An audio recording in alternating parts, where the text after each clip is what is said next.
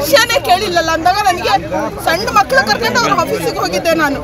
ನನಗೆ ಭಾರಿ ಒಂಥರ ಬೇಜಾರಾಯಿತು. ನಾನು ಇಲ್ಲ ಸರ್, ರೆಸ್ಪಾನ್ಸ್ ಮಾಡಿಲ್ಲ ಅವರು. ಹರೀಶ್ ಸರ್ ರೆಸ್ಪಾನ್ಸ್ ಮಾಡಿಲ್ಲ. ಅವ್ರು ನನಗೆ ಉತ್ತರನೂ ಹೇಳ್ಕೊಡ್ಲಿಕ್ಕಿಲ್ಲ ಸರ್.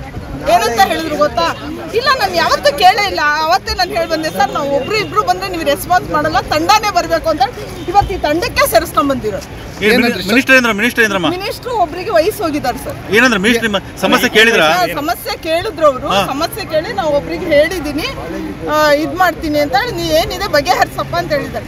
ಅವ್ರಿಗೆ ಏನು ಗೊತ್ತಾ ಸರ್, ಈಗ ನಾಳೆ DVSಗೆ ಹೋಗಿದ್ರಿ ಅಂತಾರೆ, ಅಲ್ಲೂ ಹೇಳೋದೇನು ನಿಮಗೆ ಅಮೌಂಟ್ ಬರುತ್ತೆ ಬರಲ್ಲ ಅಂತ ಇಲ್ಲ, ಅದು ಲಿಂಕ್ ಆಗಿಲ್ಲ, ಇದು ಲಿಂಕ್ ಆಗಿಲ್ಲ, ಬರುತ್ತೆ ವೇಟ್ ಮಾಡಿ ಅಂತಾರೆ. ಇದು ನಮಗೆ 2 ತಿಂಗಳಿಂದನೂ ನಾವು ಕೇಳ್ತಾ ಇರೋ ವಿಷಯ ಅಲ್ಲ. ಇದು ಗೃಹಲಕ್ಷ್ಮಿ ಹಾಸ್ಪಿಟ್ಲ್ ಇದು. ಒಬ್ರು ದಾವಣಗೆರೆ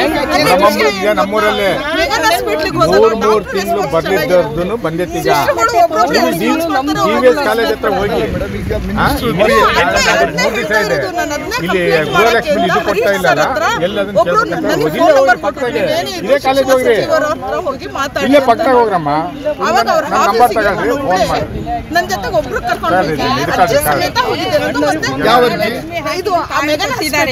ಒಂದು ಸ್ಕ್ಯಾನ್ ತೆಗೆಯುವಾಗ 1 ತಿಂಗಳು ಅಥವಾ 2 ತಿಂಗಳು ಡೇಟ್ ಕೊಡ್ತಾರೆ. ನಾವು ಅಲ್ಲಿ ಸಿಸ್ಟಿಗೆ ಪ್ರಶ್ನೆ ಮಾಡಿದ್ರೆ ಡಾಕ್ಟರ್ನೇ ಕರ್ಕೊಂಬರ್ರಿ ಅಂತ ಹೇಳ್ತಾರೆ. ಡಾಕ್ಟರ್ ನಮಗೆ ಅಲ್ಲಿ ಹೋಗಿ ಕೇಳಿದಾಗ ನೀವು ರಿಕ್ವೆಸ್ಟ್ ಮಾಡ್ಕೊಬೇಕು ಅಂತ.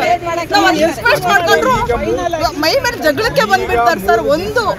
ಏನೇ ಒಂದು ಪ್ರಾಬ್ಲಮ್ ಇದ್ರು ಅಲ್ಲಿ ಹೋಗಿದಾಗ 15 ದಿವಸ 1 ತಿಂಗಳು ಮುಂಚೆ ಅವ್ರು ಸ್ಕ್ಯಾನ್ ಡೇಟ್ ಕೊಡಲ್ಲ ಸರ್.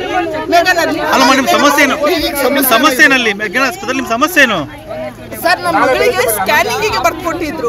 ಮತ್ತೆ ನನ್ನ ಗಂಡನಿಗೆ ಕ್ಯಾನ್ಸರ್ ಆಪರೇಷನ್ ಆಗಿದೆ. ಆಪರೇಷನ್ ಆದಾಗ ಅದು ಇದೆಯಲ್ಲ, ನಾವು ಸ್ಕ್ಯಾನಿಂಗಿಗೆ ಡೇಟ್ ಹಾಕ್ಕೊಟ್ಟಿದ್ರು. ಡೇಟ್ ಹಾಕಿದಾಗ ನಾವು ಹೋಗಿ ಅಲ್ಲಿ ಕೇಳಿದ್ವಿ. ನನ್ನ ಸಿಸ್ಟರಿಗೆ ಹೇಳಿದೆ ನಾನು, ಸರ್ ಇದು ಮೇಡಮ್ ಅವ್ರಿಗೆ ನಿಲ್ಲಕ್ಕಾಗ್ತಾ ಇಲ್ಲ, ಕ್ಯಾನ್ಸರ್ ಆಪರೇಷನ್ ಆಗಿದೆ, ಡೇಟ್ ಡಾಕ್ಟರ್ ಹೇಳಿದ್ದಾರೆ, ರಿಕ್ವೆಸ್ಟ್ ಮಾಡ್ಕೊಂಬರ್ರಿ. ರೆಸ್ಪಾನ್ಸ್ ಇಲ್ಲ, ಉಲ್ಟಾ ಸೀದಾ ಮಾತಾಡ್ತಾರೆ ಸರ್. ಅಲ್ಲ, ಇವರು ಸಚಿವರ